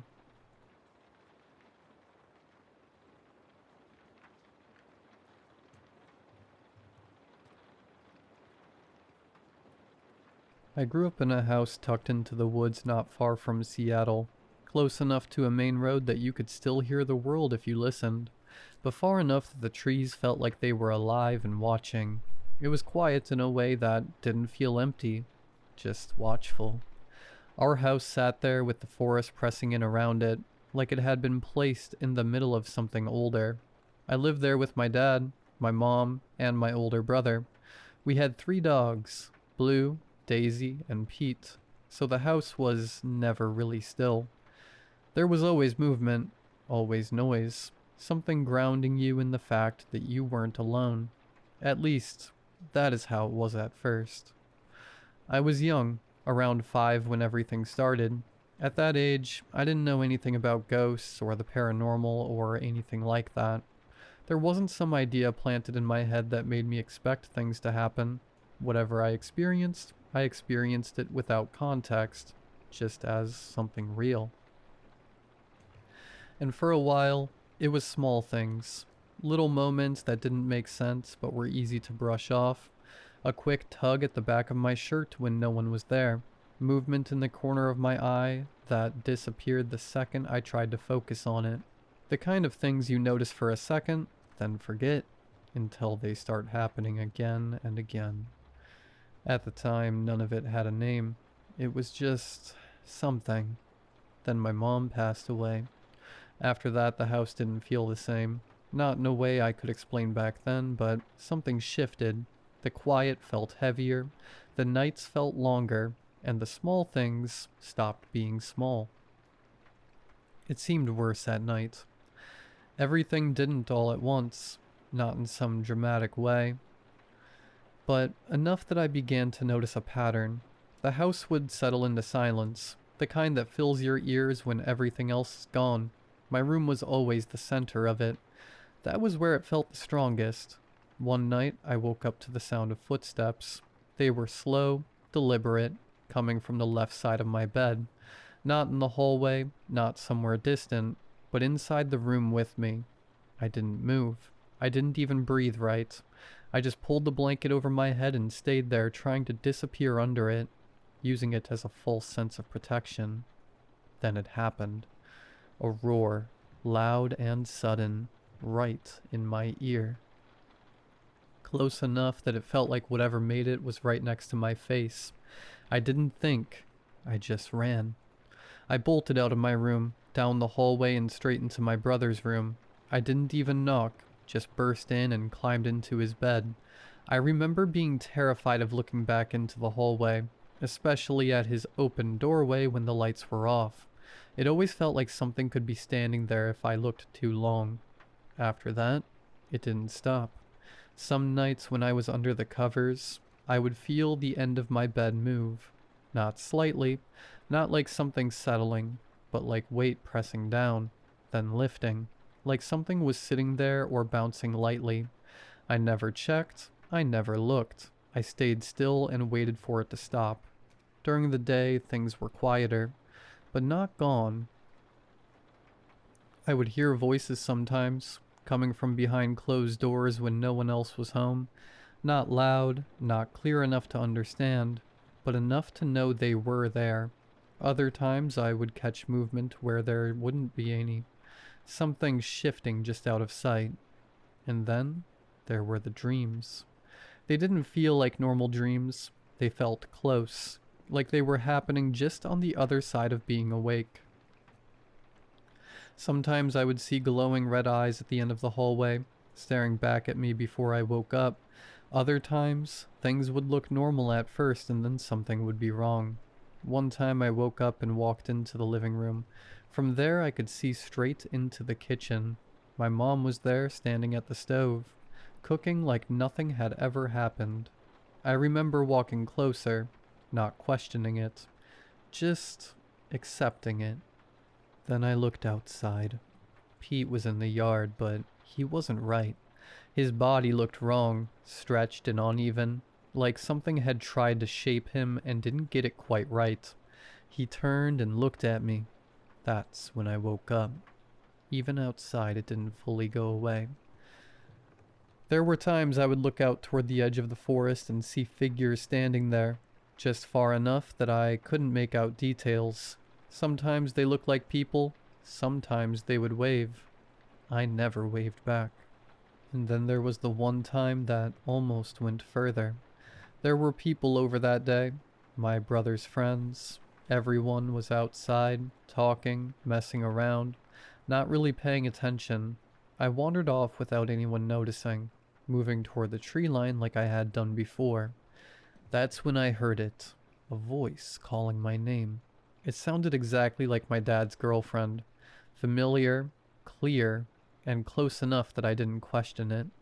It came from the woods just beyond where the trees started, calling again and again, steady, patient. I started walking toward it, closer to the trees, closer to the voice, and I probably would have kept going if something hadn't interrupted it.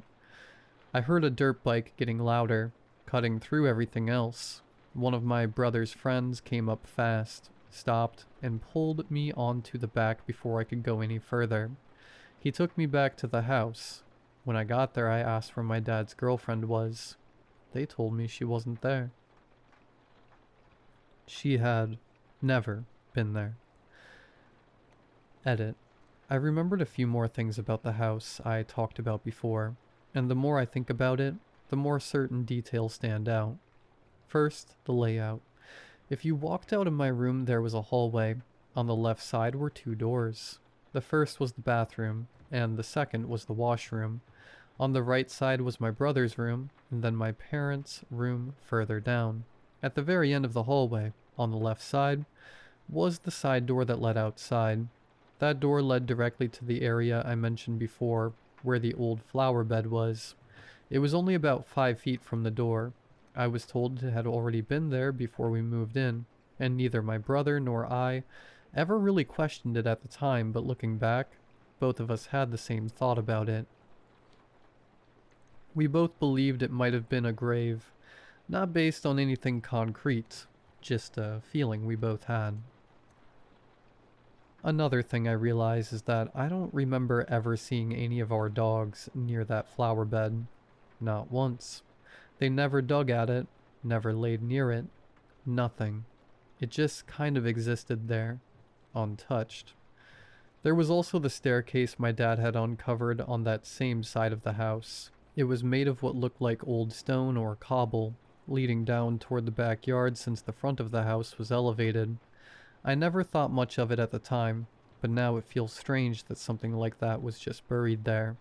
When I think about everything together, the layout, the side door, the flower bed, the staircase, and the fact that most of the things I experienced happened around my room in that hallway, it all feels a lot more connected than I realized as a kid.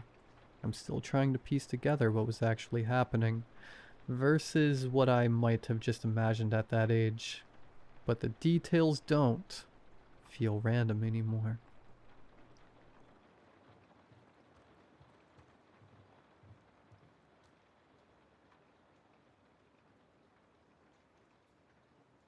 I've always wanted to make this trip.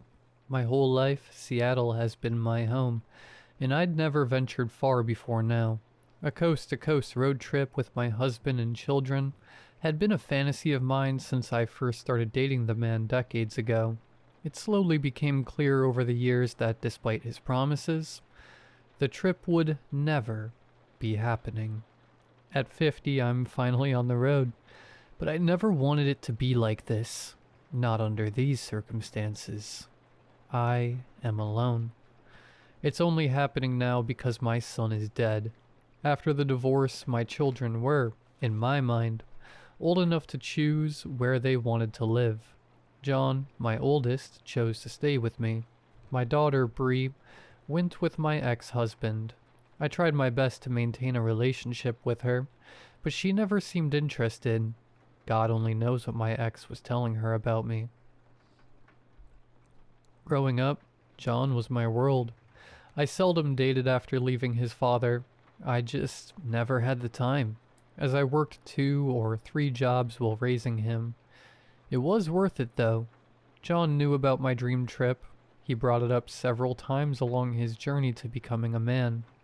"You'll get your trip one day, Ma," he'd said, "even if I have to take you myself." His funeral was the worst day of my life. My ex-husband and daughter were there, and a piece of me hoped I would have at least some support from them. But it wasn't to be.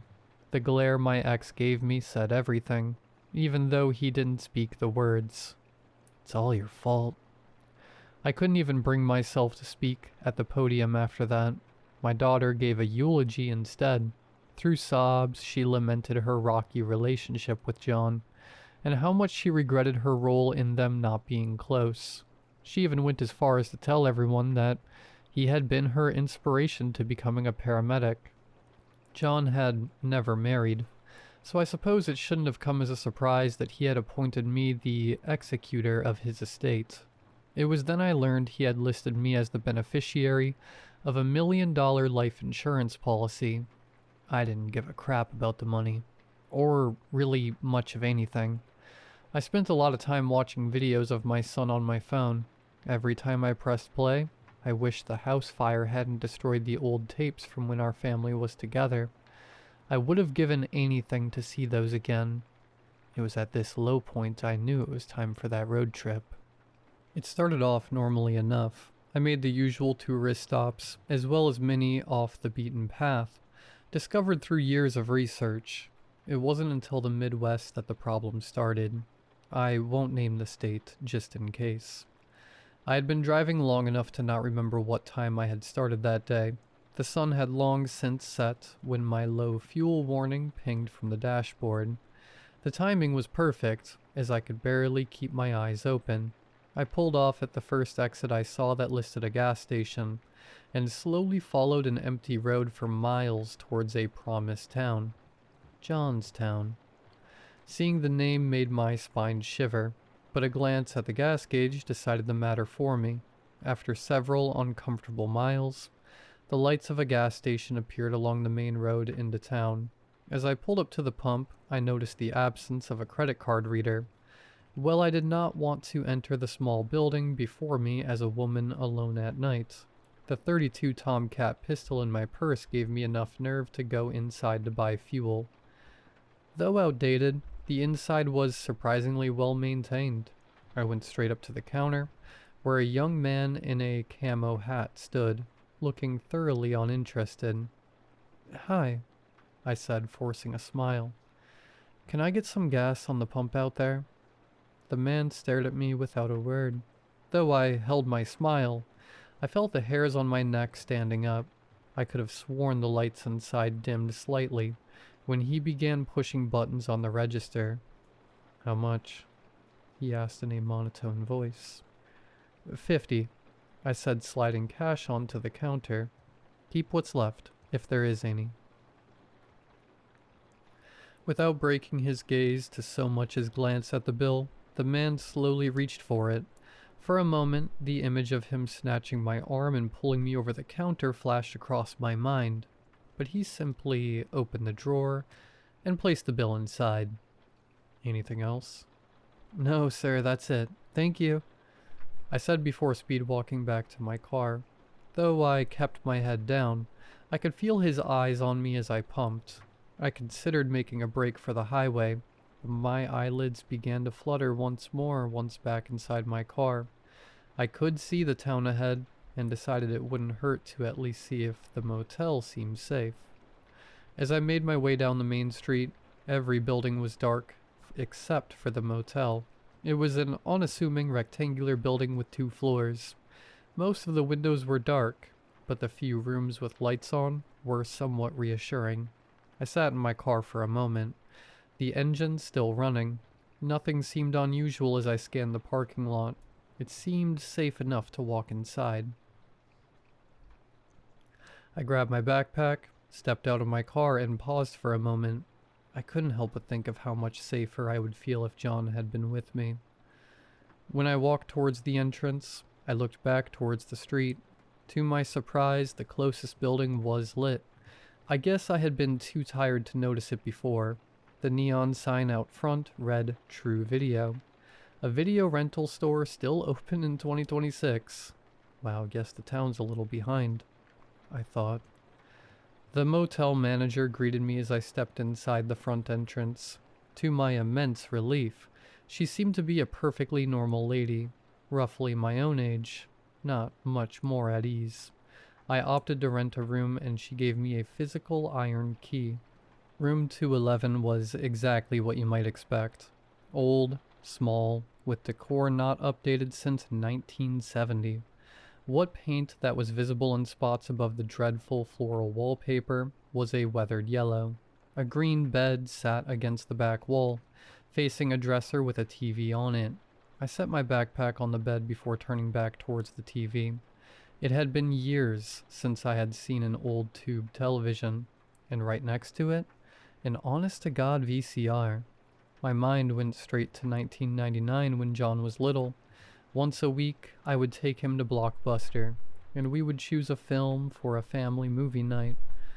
I thought back to True Video across the street. The nostalgia was too enticing. I made my way out into the cool air night. The hum of the neon sign soon broke the silence of the empty streets as I approached True Video. A bell on the door dinged as I stepped inside, but nobody approached the empty counter. I paid little attention, instead focusing on finding the family movie section. After a brief search, I held in my hands a copy of my son's favorite childhood movie, All Dogs Go to Heaven. I stared at the tape as I stood at the counter, lost in my memories. "Anything else for you tonight, ma'am?" came a familiar voice. My eyes snapped upward to see the young man from the gas station smiling at me from behind the counter. I felt a chill race throughout my body. I couldn't respond. While the young man's clothes and demeanor were entirely different, it was definitely him. This time, however, I noticed a small, circular scar on the side of his neck, as well as a name tag, Michael. My silence seemingly didn't affect the man, as he held his warm smile for several silent seconds. I regained control of my body and shook my head vigorously. "All right then," he beamed. "Your total is 537. Quickly, and with a shaking hand, I pulled a 5 and a 1 from my purse and dropped it on the counter, ignoring his outstretched hand.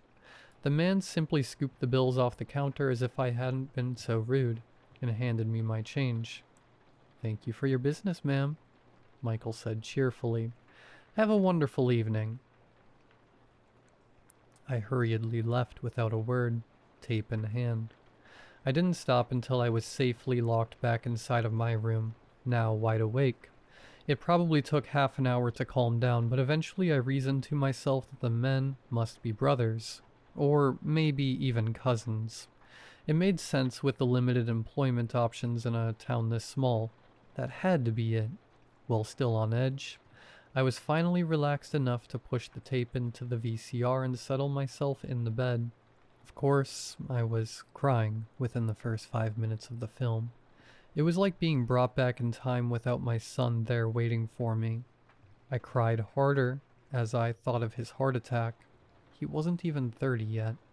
The coroner said it had been quick, but John had still died alone in the dark. An hour into the film, I had run out of tears. In a way, the brutal experience had made me feel closer to my baby boy.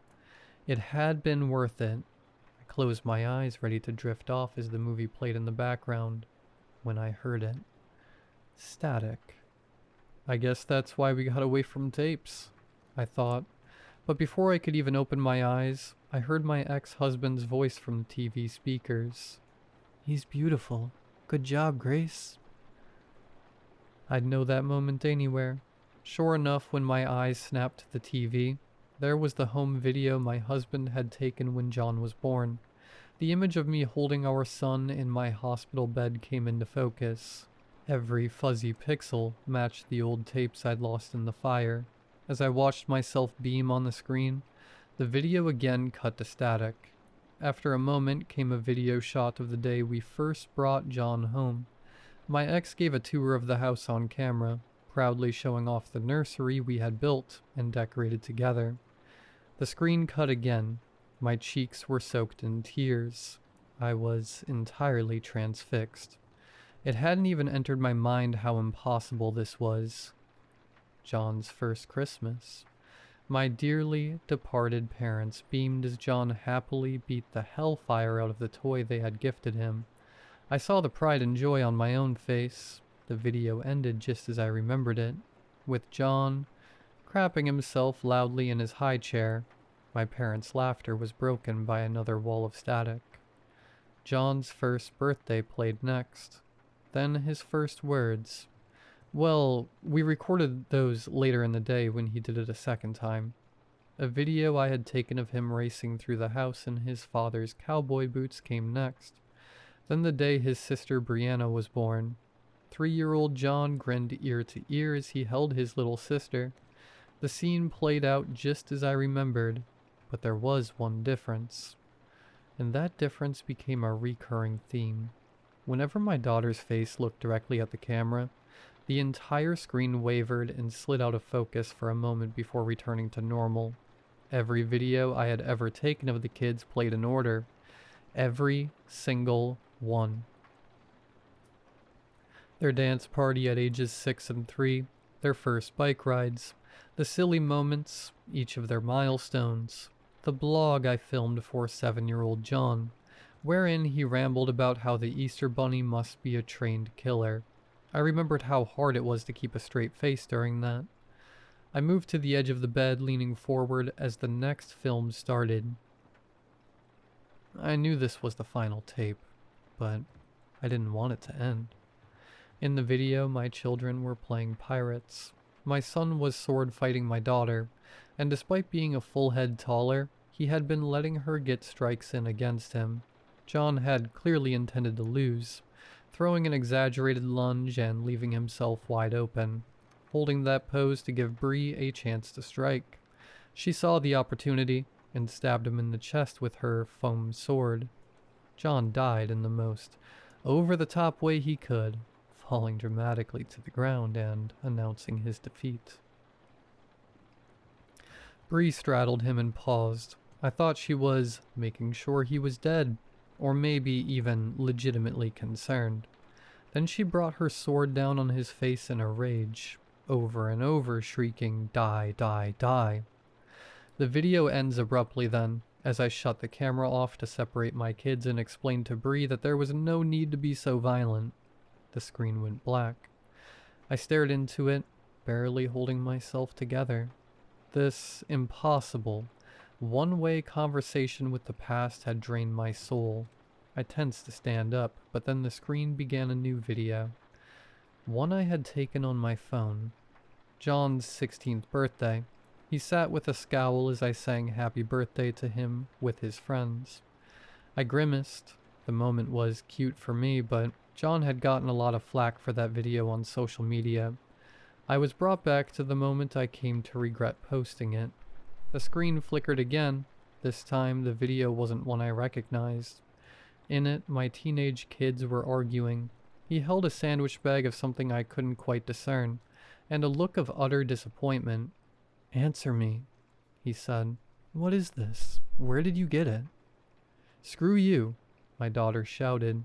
"You're not our dad. Give that back." "Sis, this stuff can get you arrested." "I don't care. It's my life, not yours. I don't answer to you." "I'll tell Mom if you don't tell me where you got it right now." "Go ahead," Bree shouted. "I don't care what Mom thinks. Dad won't believe either of you anyway." At this, John winced. The camera zoomed in on his face. He looked helpless. "I just don't want you to lose everything," he said quietly. "I'm not gonna, you idiot," she screamed. "You think I've never done this stuff before? I'm gonna party if I want, and you can deal with it." Before I could acknowledge the frozen brick that had fallen into my gut, the video changed again. It was the home I shared with John after the divorce. The shot came from somewhere across the street. The house was dark and nothing seemed amiss. Then an orange glow appeared in one corner of the house. The fire. And worse, a figure passed by the flames, fleeing the scene. My heart nearly fell out of my body. The fire department had suspected arson, but no concrete evidence had emerged in the investigation.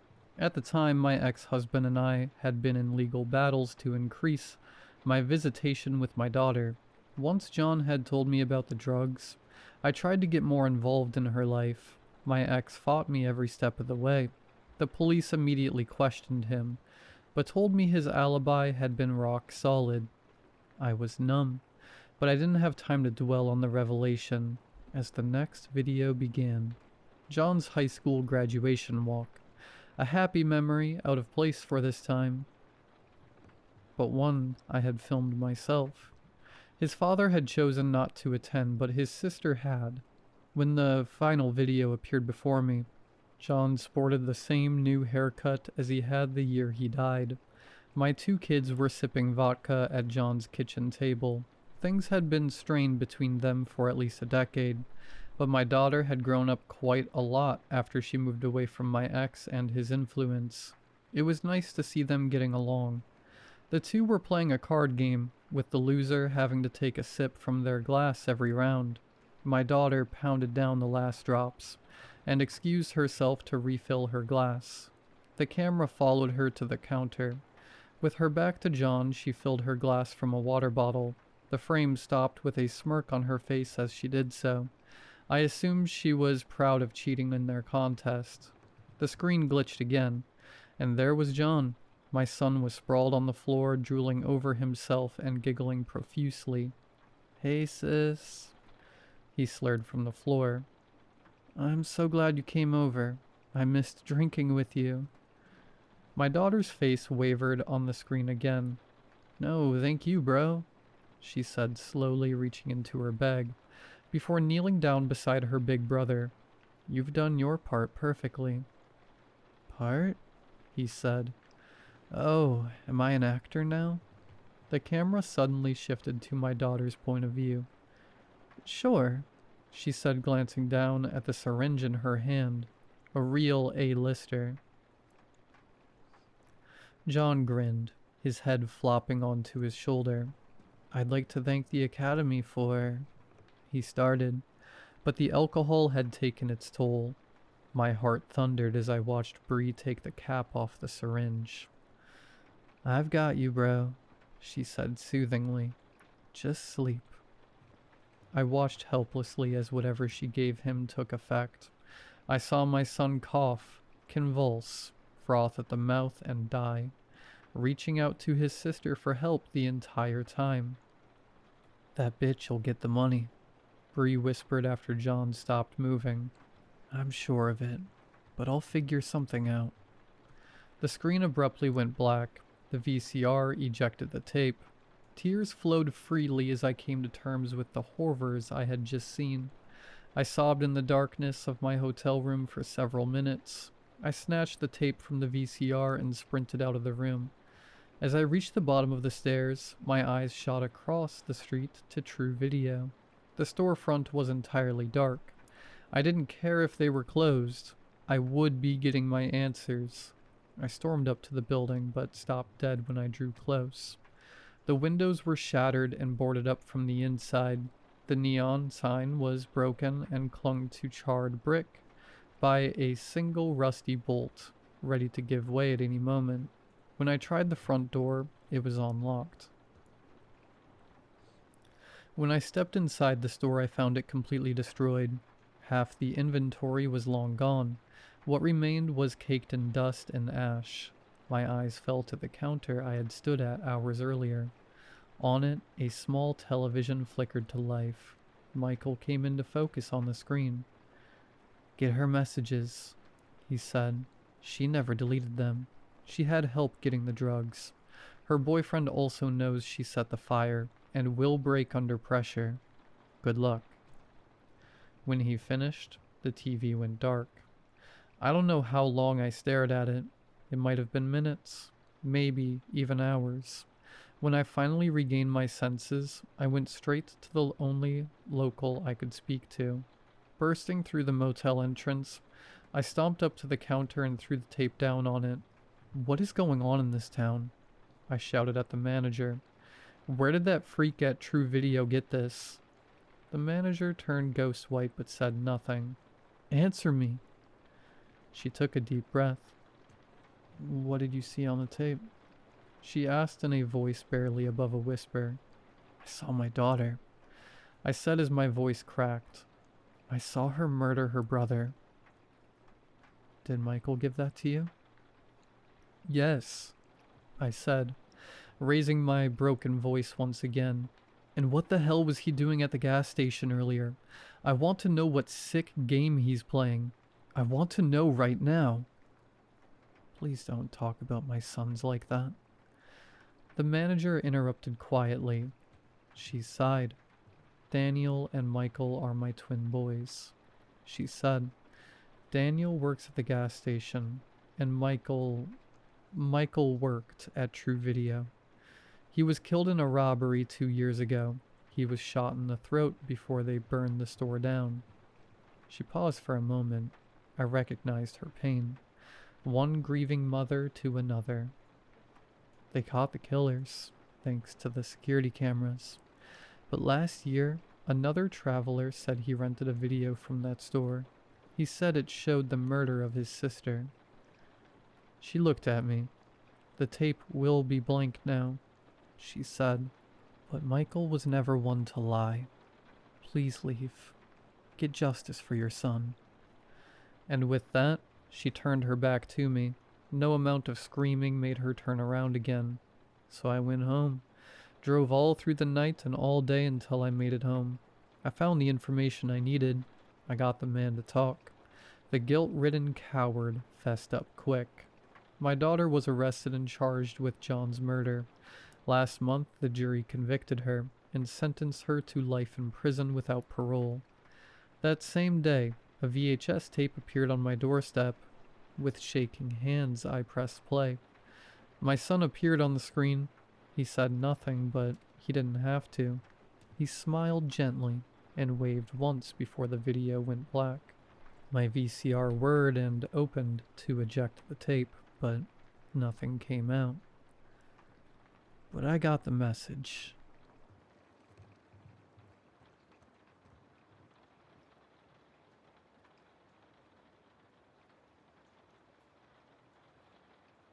We met on Craigslist of all places. It might seem like a strange way to meet a new friend, but my band was looking for a singer, and that's where he found us.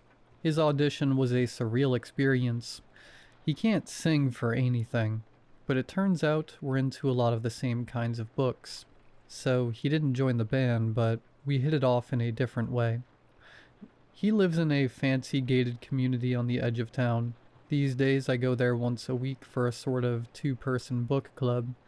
We're working through Backer's Aspect Emperor series right now. But that's irrelevant, other than the fact that I sometimes think he likes it for the wrong reasons. And maybe that was an early warning. We almost never discuss our day jobs, or night job, in my case. I'm a guard, but he's a dentist, and he loves it. It's not that weird to love your job, right? I'm sure lots of dentists love their jobs. But the other week I got to his house, and he opened the door all smiling and said, "Got to pull some teeth today. A college girl needed 4 teeth pulled." "Okay," I said. She hated it. Even with all the laughing gas, she was squirming as all those teeth came out, and she said she was going to have nightmares. What? Never mind. How was your week? The rest of that meetup went as usual. No more talk of pulling teeth, no more talk of that poor girl. After we discussed that week's chapters, we played pool. He has a pool table in his basement, and he's almost unbelievably good at it. A week ago, I showed up for another regular hangout. My friend opened his massive front door like normal, and greeted me like normal. "What's up? Anything interesting this week?" etc. I told him about a weird gig the band had. He's never had a problem with me talking about the band, even though he didn't make the cut. As he puts it, auditioning was just some strange whim. My real passion is dentistry. And that day, oh god, did he talk about dentistry. I had asked him in return, "Anything interesting in your week?" To which he laughed. An old wrinkly grandpa needed 6 teeth pulled, and he was not happy about it. Huh? My friend laughed harder, but I was. You have to understand. In every way other than this weird teeth business, he is a good friend. Someone important to me died recently, and to be honest, I don't know if I'd still be here if it weren't for his friendship. So he tried to keep going about this old grandpa whose teeth he pulled, apparently with no laughing gas or nothing, and I just did my best to steer him toward the books. The last he said on the old grandpa was, I think he went to hell and back. He was talking about demons and stuff, man. Demons and stuff. Right. Speaking of going to hell and back, it was finally warm enough to swim in his pool that day. He has a damn water slide. Imagine. I'll get to the point. At first, it seemed like any other day. He seemed, at first, uninterested in monologuing about teeth. I told him about a date I went on. He acted genuinely interested, and gave me some legitimate good advice. We discussed a horrid chapter in the book, and spent half the discussion laughing maniacally at jokes that would take too long to explain. Eventually he got out his chessboard, and I saw that closet had so many games in it. We got through 5 tense games of chess with no issue, but halfway through the 6th game, he interrupted something I was saying to say, a middle-aged fat guy needed all his teeth pulled. Excuse me? All of them. I took out all of his teeth. I tried to let that slide. The 6th chess game kept going. almost like nothing happened. My friend muttered something about a fairy and the devil, and it was frustrating how easily he beat me. He threw me off balance with all that teeth business, but he didn't gloat. He is never a sore winner. He simply said, "I'll be back," which is what he always says when the bathroom's about to smell, and I'll have to wait a bit. However, while I waited, I couldn't sit still. When he had opened his board game closet to get the chessboard, I saw he had a lot of different games. I was curious, is all. I opened the same closet. I thought it was the same one. You know those butterfly things that some people have on their walls? The hanging frames with all the dead butterflies inside them? This closet had dozens of the things, and each contained, instead of butterflies, dozens of human teeth. Was this where he keeps them? It was hundreds of teeth in total. I vomited in my mouth. Then I heard the toilet flush, so I closed that horrible closet, everything as I left it, and went back to sit at the chessboard. My friend came back into the room and said, "Oh, I forgot to mention, a date's coming to pick me up tonight, so I'll need you to leave a little early." "Oh, really? Nice. Alright. When?" I was having trouble acting normal. He frowned. "You know what? Now. Now is good." He walked me out. Bye," I said. "See you next week. How many chapters?" "Yeah, bye," he said, almost uninterested. The door closed and I was outside in the dark, alone. Does he know I saw it? What did I see? Who is he? God, I can't sleep.